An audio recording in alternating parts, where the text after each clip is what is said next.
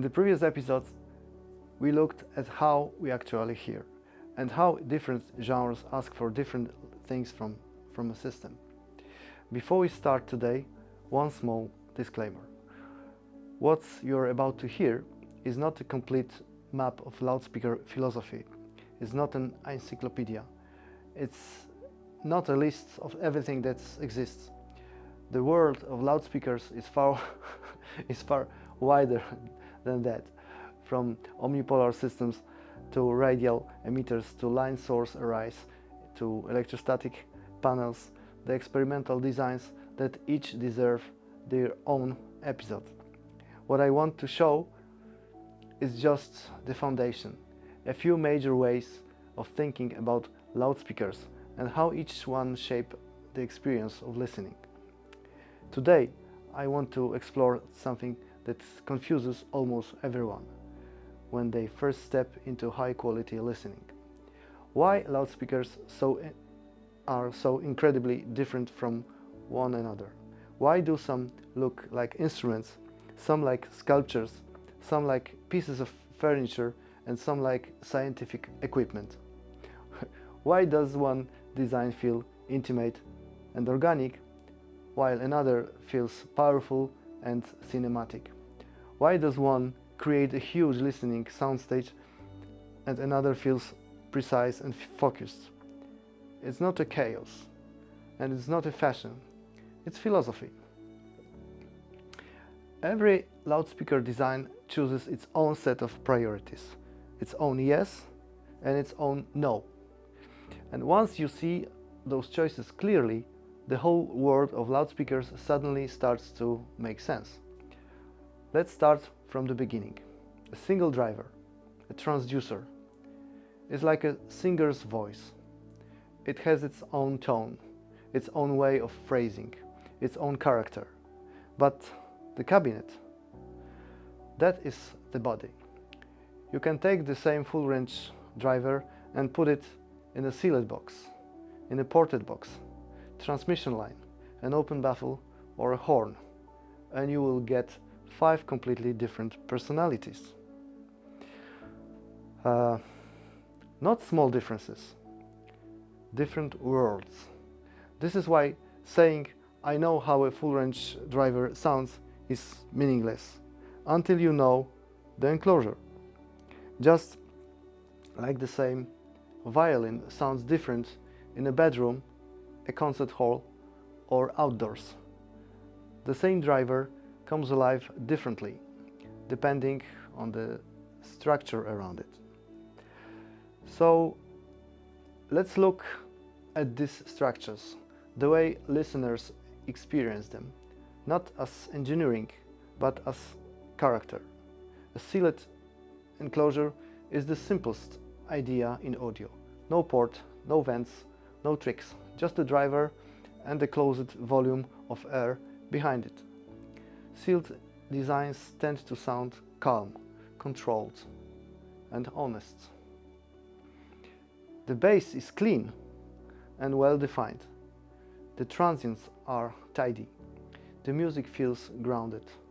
It may not shake the walls, but it tells the truth. A ported enclosure uses a tuned opening to reinforce the bass.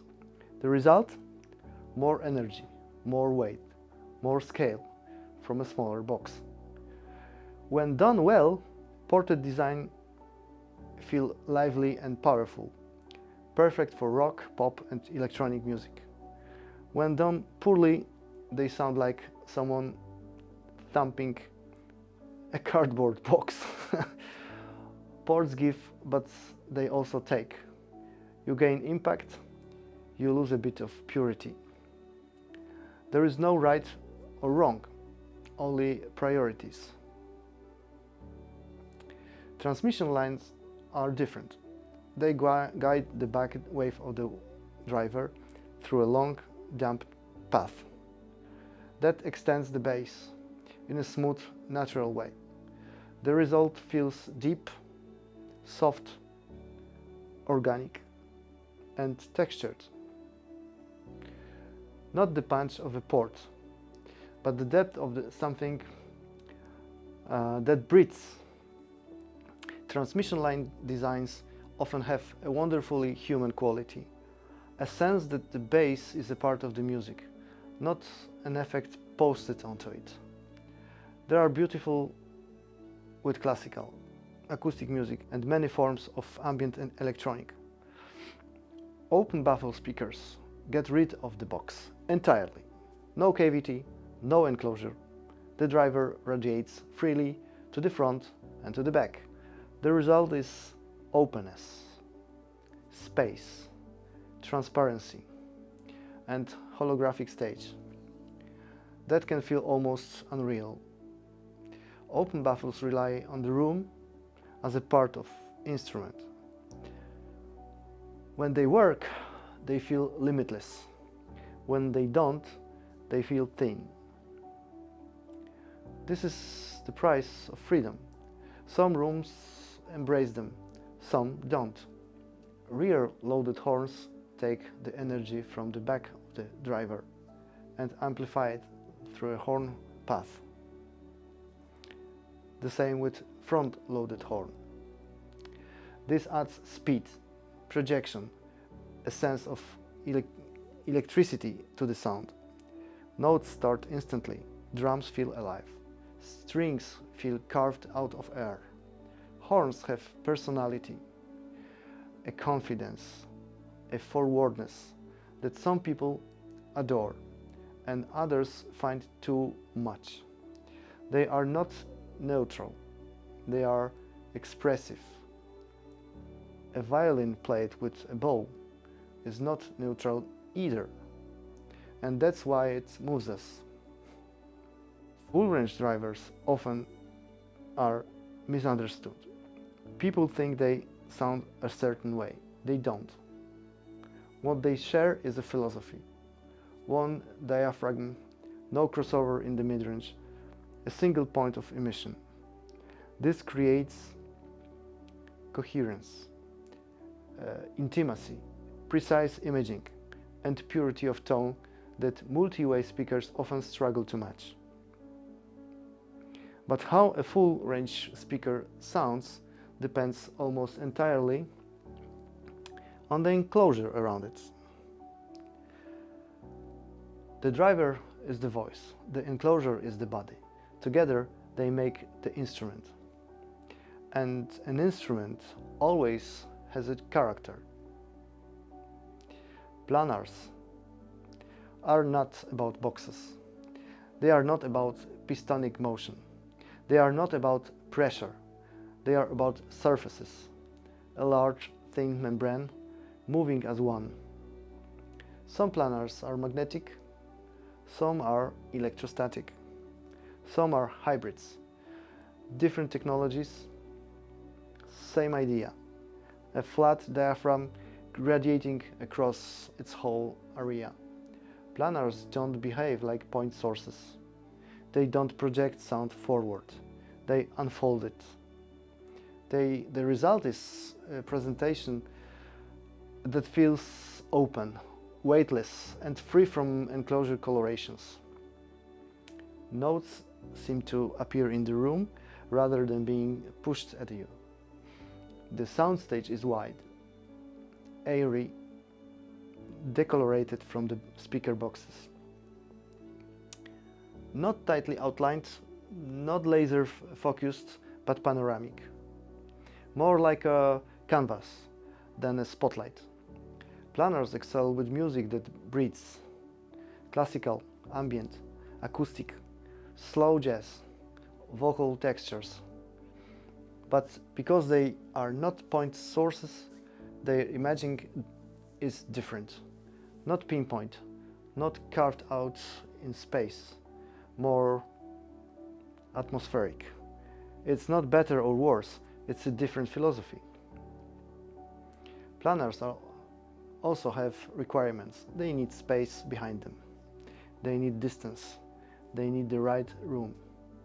And often the right amplifier.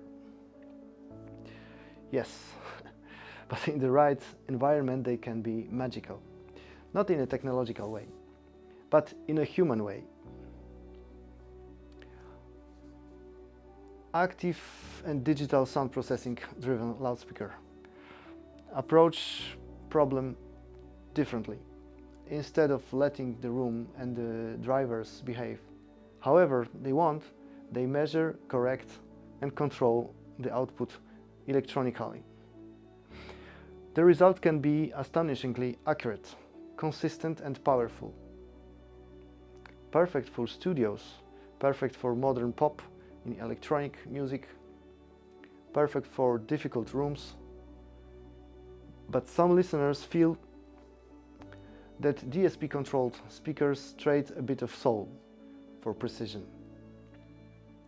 Again, a choice, a priority, a philosophy. Every design says yes to something and no to something else. What matters here is not memorizing categories, it's understanding the idea.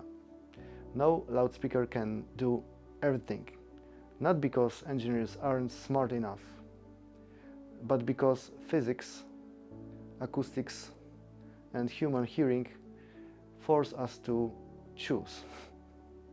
Every design opens one door and closes another. Some choose intimacy, some choose scale, some choose speed, some choose warmth, some choose impact, some choose space, some choose truth, some choose beauty. None of them are universal, but each of them can be perfect for the right listener. In the next episode, we bring it all together. How to match your taste, your music, your priorities, and your room to a specific philosophy of sound. Not to find the best speaker, but to find your speaker, the one whose compromises fit your values. Thank you for watching. See you in the next chapter, and until then, take a moment, slow down, and really listen.